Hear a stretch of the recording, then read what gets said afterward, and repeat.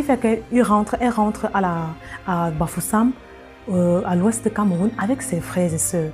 Arrivée à l'ouest de Cameroun, on les amène directement à l'hôpital, là où le maman est, là où le jour. Là, je suis, wake up! Je dois me réveiller, je dois me réveiller.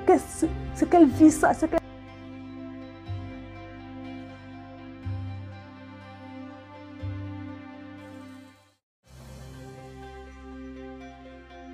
Il était une fois une petite fille de 8 ans qui passait ses vacances chez ses grands-parents à Konsamba, au Cameroun.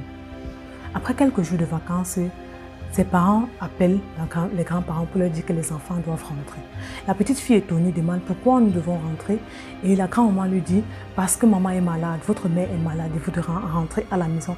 La petite fille se pose la question, mais si maman est malade, pourquoi on ne lui donne pas un médicament et tout va bien aller? Mais ce n'était pas ça. Ce qui fait qu'elle rentre à Bafoussam, à l'ouest de Cameroun, avec ses frères et sœurs. Arrivée à l'ouest de Cameroun, on les amène directement à l'hôpital, là où la maman était internée. Étonnée, elle arrive à l'hôpital et elle salue sa maman et sa maman ne la reconnaît pas. Cette petite fille était dépassée, était étonnée en fait, que bon, maman, et maman dit non, je ne te connais pas, toi tu es qui en fait? Elle était dépassée et c'est là où a commencé, c'est là où elle déclenche, c'est là où le déclencheur, la perturbation a commencé. Et quand ça s'est passé, la maman ne reconnaissait pas tous ses enfants, ainsi que la petite fille et ses frères et sœurs. On a ramené la maman à la maison et arrivé à la maison, c'était devenu un cauchemar. C'est là où l'élément perturbateur a commencé dans la vie de cette jeune fille. Elle se disait qu'elle était dans un cauchemar et qu'il fallait venir seulement la secouer pour qu'elle se réveille. Elle criait tous les jours, qui va m'aider? Qui va m'aider? Pourquoi maman a changé? Elle a vu comment sa maman a commencé à se détériorer, à prendre des stupéfiants, à prendre de la cigarette, à prendre des whisky constamment, à perdre constamment la mémoire. Tantôt elle connaissait sa fille, tantôt elle ne connaissait pas sa fille. Elle a vu comment sa maman était devenue méchante avec eux. Elle les tapait constamment, les enfermait et devenait aigrie envers ses enfants, ce qu'elle ne comprenait pas. Donc, elle a vu le teint de sa maman se détériorer. Sa maman ne prenait plus en fait le temps de s'occuper de la maison. Elle ne prenait plus en fait son rôle de femme de foyer en compte. Pour elle, tout était perdu. Et dans cet élément perturbateur, elle a constaté que beaucoup de personnes de son entourage se retiraient.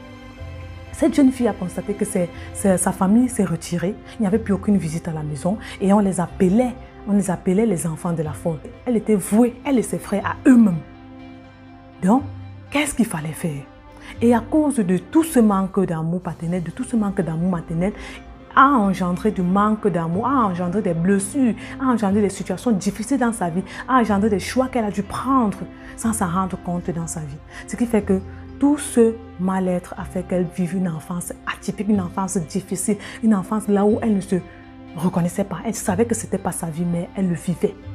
Avec des insultes, avec des injures constantes des gens, avec du mépris des autres, avec la solitude entre frères et sœurs uniquement. Une jeune fille de 8 ans qui grandit sans connaître comment nettoyer, sans connaître comment être une femme, sans connaître comment se comporter en tant que femme.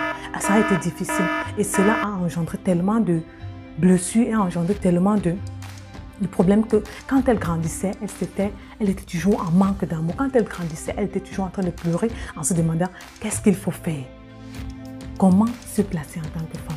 Comment se placer dans la société? Son identité était perdue, elle ne savait pas qui elle était, elle n'avait pas d'identité. Et elle faisait ce qu'elle voyait qu'il fallait faire. Elle faisait ce que les professeurs lui disaient, elle faisait ce que les amis lui disaient qu'il fallait faire. Et c'est dans sa vie. Et cette petite fille, elle l'a appelée Audrey Nenkam. Cette petite fille, en fait, c'est moi, Audrey Nenkam, entrepreneur commerce. Aujourd'hui, en fait, je suis différente. Aujourd'hui, je suis plus cette femme, cette fille plongée, cette fille, dès qu'on l'insultait, elle pleurait. Dès qu'on lui disait un mot difficile, elle pleurait. Dès qu'on lui refusait un petit service, elle pleurait. J'ai changé cette mentalité. J'ai repositionné les choses dans ma vie. J'ai su quelle identité que j'étais. Et j'ai décidé, en fait, d'écrire un livre qui est intitulé « Femme de valeur née pour briller ». Dans ce livre, je vous parle de toutes les étapes, je vous décris toutes les étapes d'une enfance atypique.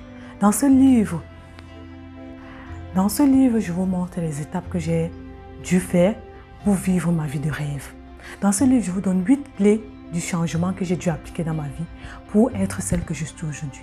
Dans ce livre, je vous montre toutes les étapes en fait que j'ai appliquées dans ma vie pour être cette femme merveilleuse que je suis aujourd'hui, pour être cette coach, cette entrepreneur commerce, cette formatrice que je suis aujourd'hui, pour être cette femme, cette agente du changement social que je suis aujourd'hui.